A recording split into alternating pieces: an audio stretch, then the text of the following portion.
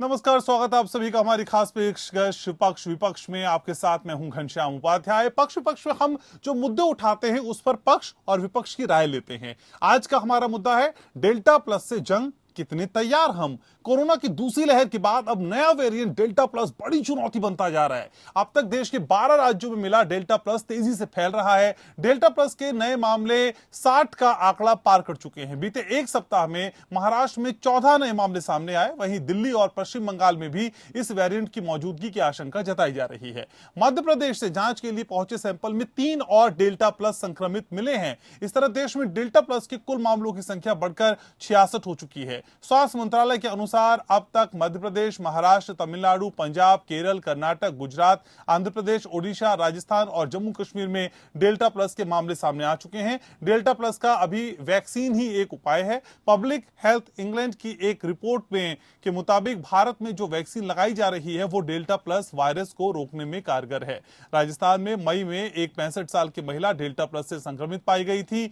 स्वास्थ्य कर्मियों के मुताबिक इस महिला को वैक्सीन के दोनों डोज लग चुके थे। साथ ही ये महिला पहले कोरोना से संक्रमित होकर ठीक भी हो चुकी है। इस मामले के आधार पर यह कहा जा सकता है कि डेल्टा प्लस वेरिएंट वैक्सीन के दोनों डोज ले चुके लोगों को भी संक्रमित कर सकता है। हालांकि उनमें गंभीर बीमारी होने का खतरा कम होगा। कुछ दिन पहले केंद्रीय स्वास्थ्य सचिव राजेश भूषण ने 8 राज्यों और केंद्र शासित प्रदेशों को खत लिखकर डेल्टा प्लस वेरिएंट को लेकर पर्याप्त कदम उठाने को कहा था। भीड़भाड़ पर लगाम लगाने, बड़ी संख्या में टेस्टिंग करवाने और वैक्सीनेशन कार्यक्रम का दायरा बढ़ाने के लिए कहा गया था। कहा यह जा रहा है कि यह मूल वायरस के मुकाबले दोगुनी तेजी से फैल सकता है। सवाल यह है कि क्या डेल्टा प्लस वेरिएंट को लेकर जितनी तैयारी और सतर्कता होनी चाहिए वो है? क्या केंद्र सरकार ने डेल्टा प्लस को लेकर ठोस रणनीति बनाई है या फिर इसकी जिम्मेदारी भी पूरी तरह राज्यों पर डाल दी है? केंद्र सरकार delta plus variant of concern मान चुकी है, लेकिन क्या इससे निपटने के लिए सरकार उतनी गंभीर भी है? डेल्टा प्लस से निपटने के लिए वैक्सीनेशन ही मददगार है, लेकिन क्या टीकाकरण अभियान सही दिशा में है? अब तक भारत में महज 19% लोगों को एक डोज लगी है। वहीं देश की 4% आबादी दोनों डोज ले चुकी है। हालांकि पिछले हफ्ते से टीकाकरण में कुछ गति पकड़ी है और औसत 30 लाख से बढ़कर 60 लाख प्रतिदिन तक पहुंच गया है। लेकिन क्या यह आंकड़ा काफी है? जानेंगे इस मुद्दे पर पक्ष और विपक्ष की राय। और मेरे साथ पक्ष विपक्ष में 2 खास मेहमान जुड़ रहे हैं। परिचय में आपका करा दूं। मेरे साथ जुड़ रहे हैं डॉक्टर विजय खेड़ा, भारतीय जनता पार्टी से। साथ ही साथ चर्चा का हिस्सा है डॉक्टर अजय उपाध्याय, कांग्रेस से मेरे साथ हैं। आप दोनों का बहुत बहुत स्वागत। खेड़ा साहब, सबसे पहले आप ही के पास आना चाहूंगा। दूसरी लहर के अनुभवों को देखते हुए अब ये तीसरी लहर का आगाज, जिसकी आशंका लगातार हम जाहिर कर रहे हैं और डेल्टा प्लस की बात बार बार सामने आ रही है, कितनी तैयारी है सर इस बार? डॉक्टर विजय खेड़ा। डॉक्टर विजय खेड़ा, सुन पा रहे हैं आप मुझको? चलिए डॉक्टर खेड़ा के पास जाएंगे। उससे पहले अजय उपाध्याय मेरे साथ जुड़ चुके हैं। तो अजय जी, असल में जो तैयारियां हम देख पा रहे हैं सरकार के लिहाज से और डेल्टा प्लस का खतरा, इस बीच जो दावे किए जा रहे हैं उन दावों के इतर आप वो तैयारियां धरातल पे देख पा रहे हैं क्या? विपक्ष कैसे देख रहा है डेल्टा प्लस को लेकर तैयारी जो हो रही है?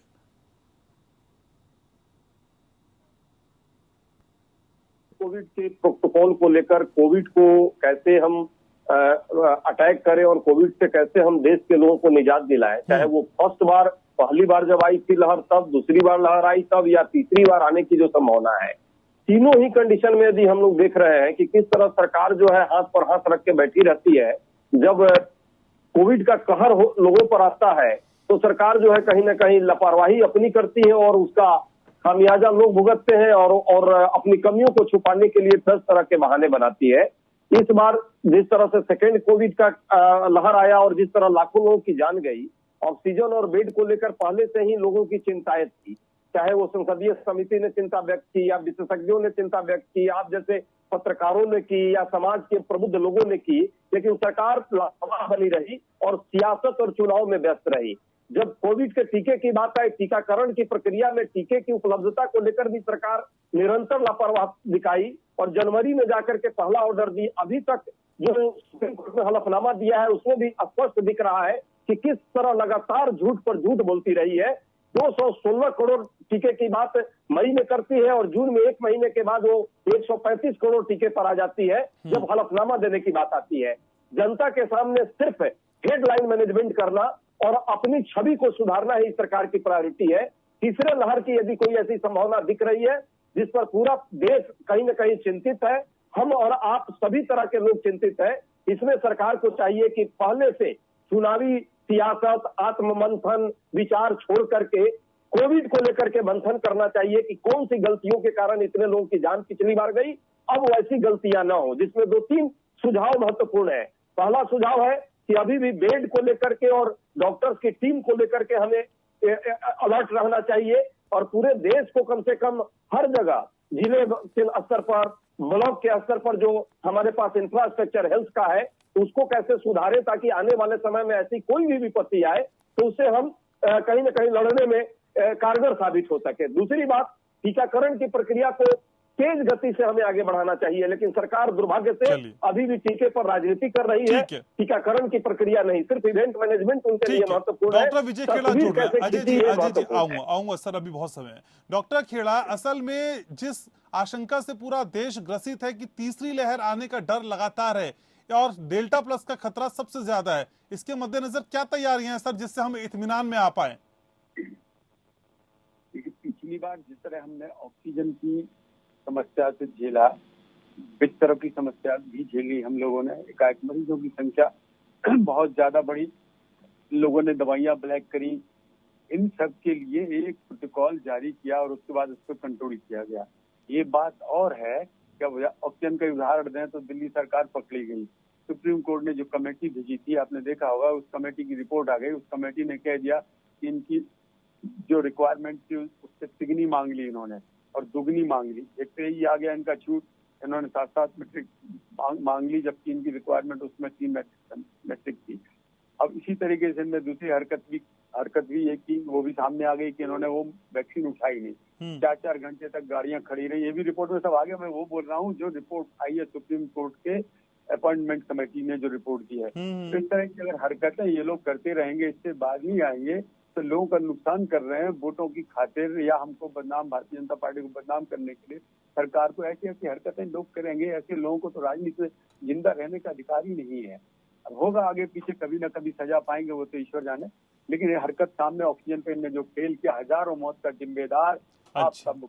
विजय खेड़ा साहब, इतने झूठ आपने मुझे घिना दिए और समझा दिए। सर, एक हमारे व्यूवर्स और मैं भी ये जानना चाहता हूँ कि सर आपने वादा किया था कि इस साल के अंत तक, दिसंबर तक 216 करोड़ की डोज आप दे देंगे और सबको वैक्सीनेट कर देंगे, लेकिन कोर्ट में जब हलफनामा दायर किया तब आपकी गाड़ी 135 करोड़ पे अटक गई। सर 81 करोड़ की जो डोज थी वो यहां से वहां हो गई। आपकी बातों पे यकीन कैसे कर लें कि आप पुख्ता तौर पे सारी बातें करते हैं? ये भी समझाइए ना सर। इन चीजों में ना आपके यकीन करने की जरूरत है, ना मुझे यकीन दिलाने की जरूरत है। नहीं, मुझे तो सर यकीन करना है सर। सर मैंने अपना वोट देके देश की सरकार को चुना है तो उनकी बातों पे मुझे यकीन करना है। ऐसा है, बाकी की बात आप खुद अपने अंदाज से लगा लेते। मैं क्या कहने वाला हूँ, आपने सेंटेंस तो पूरा कर दिया। मेरी बात तो सुनो, मैं क्या कहना चाह रहा हूँ। मैं कह रहा हूँ ऐसे यकीन दिलाने की जरूरत नहीं है। ये बात होती है कि हम एक प्रोजेक्ट लेके चल रहे हैं, हमें मालूम है, हमने उस पर एक्सपेरिमेंट भी किया, 88 लाख वैक्सीन एक दिन में लगा के हमने दिखा भी दिया। इसका मतलब ये हो गया कि 88 लाख जब लगी थी वो, जबकि हमको सारे नॉन बीजेपी प्रदेशों ने नॉन कोऑपरेशन किया, भारी असहयोग किया। वो भी हमने उससे पिछली बार प्रमाणित तौर पे बता दिया था। हिमाचल जैसे में 1,36,000 लगी और दिल्ली में 76,000 लगी, पंजाब में 80,000 लगी। क्या ये मेरी बात का जवाब है? क्या मैं आपको ना टोकूं सर? फिर आपको टोकूं तो आप उखड़ने लगते हैं। नहीं, आप हाँ पूछे ना, उसमें पूछे, मेरा सेंटेंस हो गया पूरा। सर मुझे ये बताइए कि ये जो 216 से 135 करोड़ का मैकेनिज्म गड़बड़ा गया आपका, वो भी एक ही महीने में, मई में कुछ और कहा, जून में कुछ और कहा, 81 करोड़ का हिसाब कहां चला गया? पहले का 8 कंपनी वैक्सीन देंगी, अब 5 कंपनी पे आ गए। सर आपकी बातों पे यकीन कैसे करें? मुझे ये बताइए। अगर आप कहते हैं हम तीसरी लहर को लेकर तैयारियां कर रहे हैं, लेकिन आपका मैकेनिज्म तो यकीन करने लायक ही नहीं है, फिर आप बोलेंगे यकीन करना है तो करिए, नहीं तो नहीं करिए, ये जवाब रहता है। हमने क्या बोला था, दिसंबर तक कितनी लगा देंगे हम? 216 करोड़। 216 करोड़ तो लगनी ही नहीं है सर।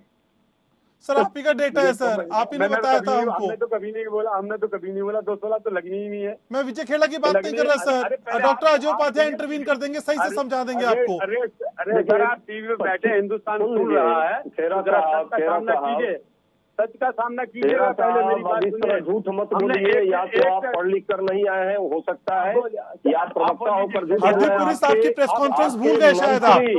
मंत्री जो है, सुनने का मादा तो है नहीं। तो सुनिए ना सर, आप बोल देंगे ऐसी कोई बात ही नहीं है, विजय खेड़ा बिल्कुल नकार देंगे, ऐसा नहीं होगा ना, काउंटर तो करना पड़ेगा सर आपको। नहीं ऐसे नहीं चलता विजय खेड़ा साहब, प्लीज ऐसे नहीं चलता। डॉक्टर अजय बोलिए प्लीज, काउंटर करिए।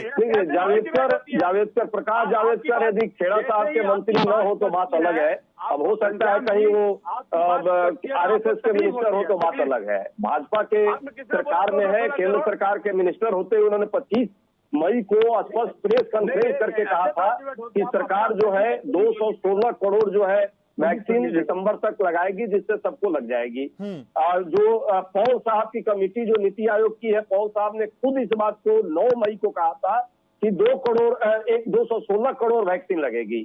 सरकार से जब भी पूछा गया तो सरकार के वक्ता, प्रवक्ता, समर्थक सब यही बात लगातार कह के अपना पीठ थपथपाए और हेडलाइन मैनेजमेंट हुआ, कई दिनों तक अखबारों में आया, सभी अखबारों में है। मुझे लगता है उस समय मजबूरी में आपको भी ये चूंकि लगा होगा कि अच्छा एक कदम है तो आप भी चलाए होंगे घनश्याम जी।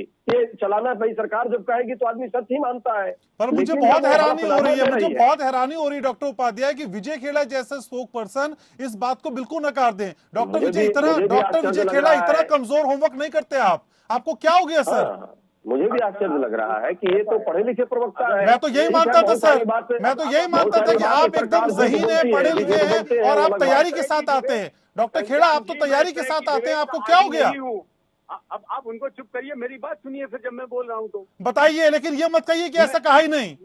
बोलिए। ये कह रहा हूँ आपसे, देखिए हमने कहा कि इन्होंने कहा 2 से 16 और आप मेरे ऊपर चढ़ गए 2 से 16। इन्होंने कहा 500, आपने इनकी इन्होंने नहीं कहा सर, आपके मंत्रियों ने कहा। आप क्या बात करते हैं सर?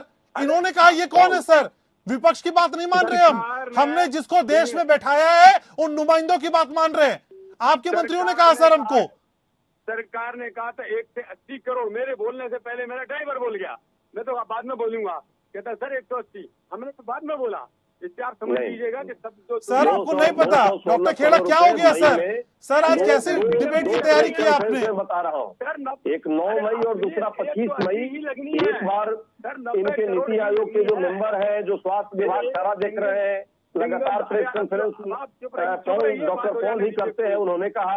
दूसरी बार इनके प्रकाश जावड़ेकर मंत्री है, खेड़ा साहब मंत्री जी भी आपके हैं, प्रकाश जावड़ेकर जी, उन्होंने भी स्पेशली इस पर प्रेस कॉन्फ्रेंस किया और 216 करोड़ कह करके सरकार का जो है कहीं ना कहीं पक्ष रखा कि दिसंबर तक ये लग जाएगा।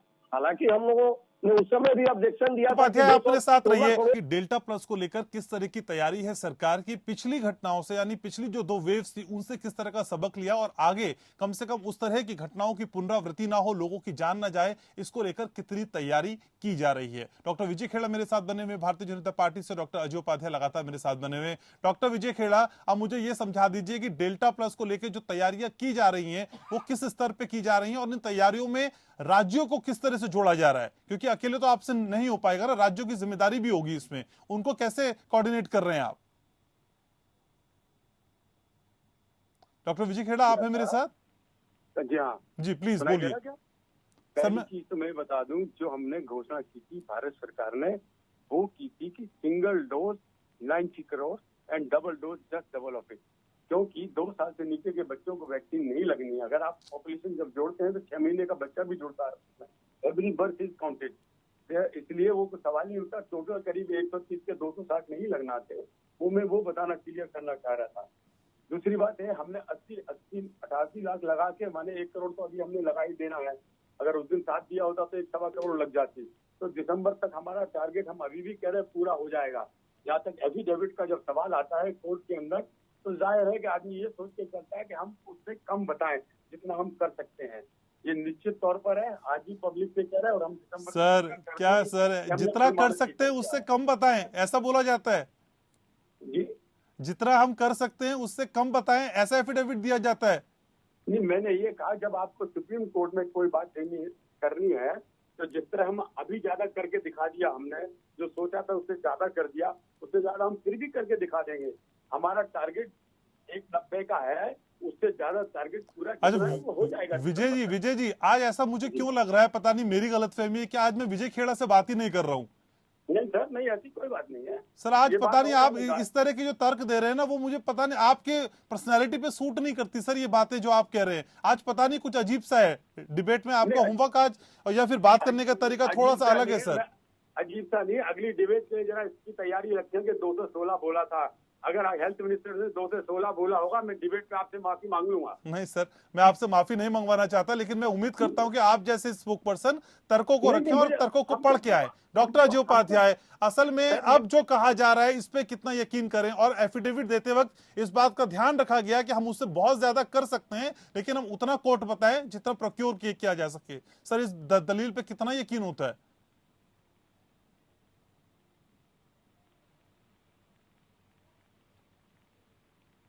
ये समझ नहीं आता कि सच क्या है और झूठ क्या है। क्योंकि आदत हो गई है लगातार गवर्नमेंट की झूठ बोलने की।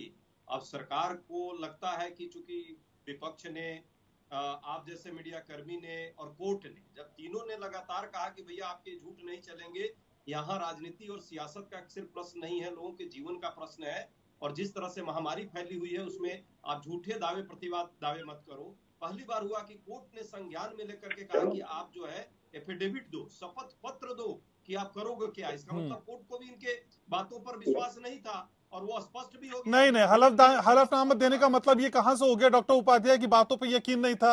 आप कुछ भी समझाएंगे, मैं समझ लूंगा बैठ के। अच्छा, ये बताइए, एकदम आपने अच्छा प्रश्न किया है। ये बताइए, ये तो और स्पष्ट हो गया ना। बीके पॉल जो ऑलरेडी नीति आयोग में है और स्वास्थ्य विभाग का सारा चीज वही देखते हैं सुबह से शाम तक, वो खुद कहते हैं 216 करोड़ दिसंबर तक हम देंगे, वैक्सीन उपलब्ध कराएंगे देश को। उसके बाद इनके प्रकाश जावड़ेकर साहब स्पेशल प्रेस कॉन्फ्रेंस इसी पर करते हैं, सिर्फ वैक्सीनेशन पर। हाँ, ये अलग बात है, ये अच्छा कह रहे होंगे खेरा साहब कि इनके यहाँ जो मंत्री जिस विभाग का होता है उसको पता ही नहीं रहता है, और उस मंत्री को उस जिम्मेवारी नहीं होती है कि कम से कम अपने विभाग की बात रख सके। इनके यहाँ जब भी बात रखी जाती है तो दूसरे विभाग के व्यक्ति उसको रखता है, और यही हुआ है। तो हो सकता है ये भी इसलिए रखवाया गया होगा कि जरूरत पड़ेगी तो हम झूठ बोल देंगे। ठीक है, इस डॉक्टर उपाध्याय इससे थोड़ा सा आगे बढ़ते हैं सर, इससे आगे बढ़ते हैं सर, डिबेट इसी में चली जाएगी नहीं तो। डॉक्टर उपाध्याय मुझे ये बताइए, सिर्फ केंद्र को कोस देने भर से काम चलेगा क्यों? क्योंकि कुछ ही राज्यों में सही, चंद राज्यों में सही आपकी भी सरकार है सर। बतौर राज्य सरकार वहां पे किस तरह की जिम्मेदारी आपकी है? सिर्फ केंद्र पे राजनीति करके काम नहीं चलेगा ना। एकदम नहीं, क्योंकि स्वास्थ्य का मुद्दा सिर्फ केंद्र का नहीं है, स्वास्थ्य का मुद्दा राज्यों का भी है। और ये महामारी सिर्फ केंद्र के कारण सिर्फ नहीं मामला बनेगा, राज्यों को भी इसमें अपनी सहभागिता और अपनी ईमानदारी से प्रयास करते रहने होंगे, ये सच्चाई है। और इसके लिए कांग्रेस शासित जो प्रदेश है, जैसे छत्तीसगढ़ का मैं सिंपल उदाहरण देता हूँ। अभी कुछ ही दिन पहले वहाँ के मुख्यमंत्री कार्यालय ने सभी जिला जो चिकित्सालय है और या प्रखंड में या अनुमंडल में जो चिकित्सालय है, उनके कैसे अपग्रेडेशन हो उसके लिए एक व्यापक कार्य योजना बनाई है। और इसी तरह बाकी राज्यों में भी, पंजाब में भी, राजस्थान में भी हमने प्रयास किया है। मुझे लगता है एक तरह से मॉडल कार्यक्रम है और इस कार्यक्रम को बाकी राज्यों को भी अपनाना चाहिए। और यदि दूसरे राज्य में ऐसे कोई कार्य चल रहे हो तो उसे मुझे भी अपनाना चाहिए, हमें कोई आपत्ति नहीं है। लेकिन नेता इस पूरे महामारी के दौर में नेतागिरी किसी ने की है तो केंद्र सरकार ने की है, चाहे वो वैक्सीन को प्रोक्योरमेंट के पॉलिसी को लेकर, वैक्सीन को लाने को लेकर, या फोटो सीरम इंस्टीट्यूट में जाके छपवाने को लेकर, या वैक्सीन के प्रमाण पत्र पर अपनी तस्वीर छपवाने को लेकर। तो निश्चित तौर पे केंद्र सरकार को इसमें अगुवा यदि वो नेता है तो उसे अपनी रोल भी निर्धारित करनी होगी। कोर्ट में शपथ पत्र देना तब पड़ता है जब लोगों को और जनता को भरोसा नहीं होता है आप पे, और कोर्ट को भी भरोसा नहीं होता है। महामारी के दौर में भी चूंकि ये आत्मचिंतन महामारी से इलाज के लिए नहीं कर रहे हैं, सबको पता है। देर रात तक यदि इनके चिंतन होते हैं तो कैसे उत्तर प्रदेश में चुनाव जीते जाए, कैसे बाकी राज्यों के चुनाव को संभाले जाए, कैसे देश में सियासत की जाए, और जरूरत पड़े तो कैसे बंटवारे किए जाए। ये दूर दूर तक सरकार की प्राथमिकता नहीं है कि लोगों की जान कैसे बचाई। ठीक है डॉक्टर खेड़ा, भीड़ को कैसे रोकेंगे, जांच कैसे बढ़ाएंगे, ज्यादा से ज्यादा लोगों को टीके कैसे लगाएंगे, और संक्रमितों के संपर्क में लोग ना आए, इसके लिए किस तरह के इंतजाम होंगे? सर ढेरों आशंका है मन में, और तैयारियां किस हिसाब से की जा रही है, मैं ये बार बार समझना चाह रहा हूँ। देखिए, वैक्सीनेशन के लिए हमने गांव में भी डिजिटल सिस्टम चालू किया है। वैक्सीनेशन के लिए हमने वर्किंग प्लेसेस में भी लोगों को वैक्सीन लगाना चालू किया है, जैसे कोर्ट में, तहसील में, अस्पताल के अलावा जी हर जगह पर ऐसे जहाँ पर ज्यादा वर्कर्स हैं उन पर भी हम लगा रहे हैं। ये तो केंद्र में एक बात है। दूसरी बात है, सबसे बड़ी समस्या है अवेलेबिलिटी ऑफ वैक्सीन की। हमने वो समस्या पूरी सॉल्व कर ली है। हमारे पास तो सरप्लस वैक्सीन है। अब सरप्लस वैक्सीन होने के बावजूद भी गैर भाजपा सरकारें उसको न लगाएं, तो आप जो कह रहे थे कि अगर इस तरह से सहयोग करती रहेंगी है तो उसमें कमी हो सकती है। हमने एक उदाहरण से अभी दिया था आपको, जो इन्होंने अभी हमको पंजाब में और दिल्ली ने जो करके दिखाया, छत्तीसगढ़ ने जो किया, हरकतें अभी सामने आ गई हैं। जो ऑक्सीजन में किया वो भी सामने आ रही है। अब वो तरह का सहयोग करें, वो दिक्कतें थोड़ी बहुत आ सकती हैं, पर हमें उम्मीद है ये लोग सुधरेंगे, अपनी वो हरकतें छोड़ देंगे। चलिए ठीक है, तो इस महामारी के साथ साथ राज्यों से भी निपटना है और गैर बीजेपी दलों से भी निपटना है। ये बड़ी चुनौती केंद्र के सामने है, विजय खेड़ा साहब का कहना है। शुक्रिया डॉक्टर उपाध्याय आपका। डॉक्टर खेड़ा आपका चर्चा में जुड़ने के लिए, अपनी राय रखने के लिए, पक्ष विपक्ष का हिस्सा बनने के लिए। तो डेल्टा प्लस को लेकर तैयारियां की जा रही हैं। हालांकि विपक्ष को इन तैयारियों पे यकीन नहीं है, लेकिन तैयारियों के बीच हमारी और आपकी जिम्मेदारी भी है। जिम्मेदारी है एहतियात बरतने की, जिम्मेदारी निभाने की, अपनों का ख्याल रखने की, अपना ख्याल रखने की। और हाँ, डेल्टा प्लस के दौरान बच्चों पे बहुत बड़ा खतरा है, तो कम से कम इस बार हमें जिम्मेदार बनना होगा और गैर जिम्मेदारी से किसी भी काम को नहीं करना होगा। इसी उम्मीद के साथ पक्ष और विपक्ष में इतना ही। नमस्कार।